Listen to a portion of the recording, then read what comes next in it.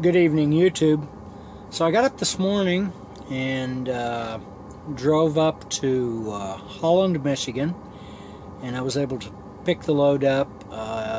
It turned out it was a drop and hook up there, and then made it to Zanesville, Ohio.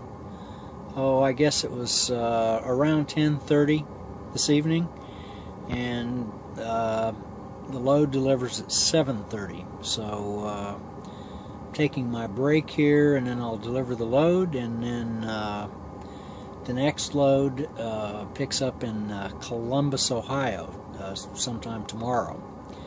And I'm pretty sure it's supposed to be a drop and hook as well.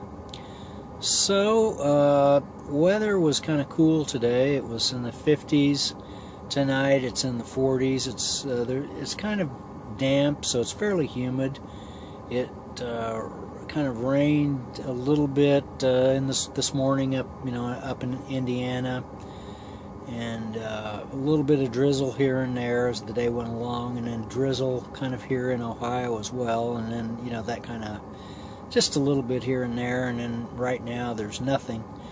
I think it's been drizzling here earlier, but right now it's not doing anything. It's just kind of cold, and there's a little wind, and as I say, it's relatively humid, so humidity's probably way up there.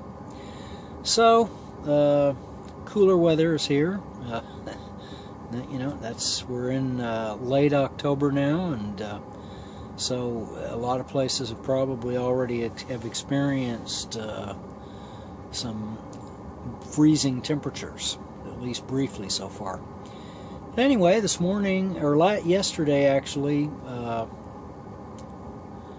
last night I guess, I went ahead and I did the 8.1 update to my iPad, and so this morning, it finished last night, and so I left it plugged in, and it charged it up to 100%.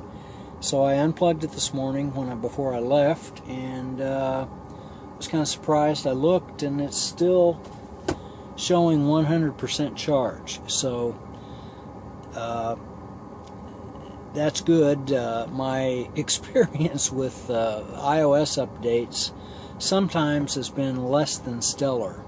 There's been a couple of times where I updated my iPad, not only this iPad Air, but the iPad that I gave to my parents, the iPad 2. There was a couple of times that I updated it, at least twice.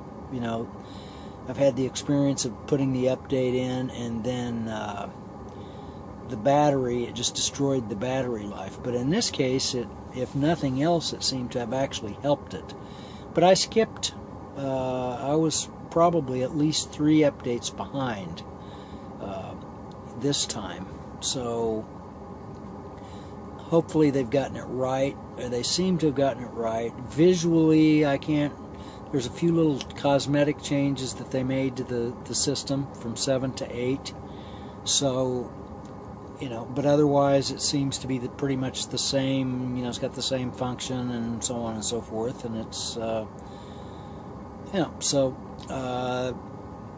made it to 8.1, and at least on the iPad that seems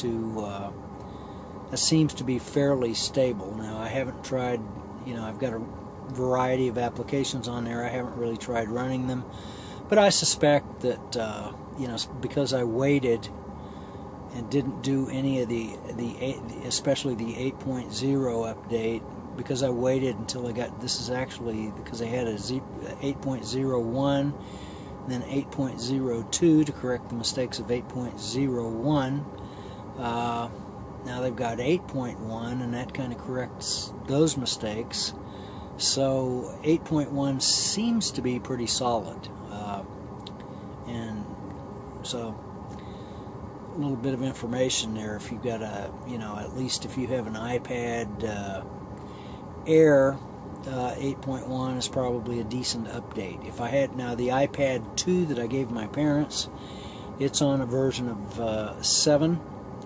And I don't think I would want to put 8 on it, because 8 would probably slow it down too much. The 8 is probably, because the iPad 2 has a slower processor, and so 8 would probably slow it down, and there'd be really no point because it looks visually is pretty much the same, and it really doesn't add features that that anybody would, especially my parents, would notice, and even I don't even notice.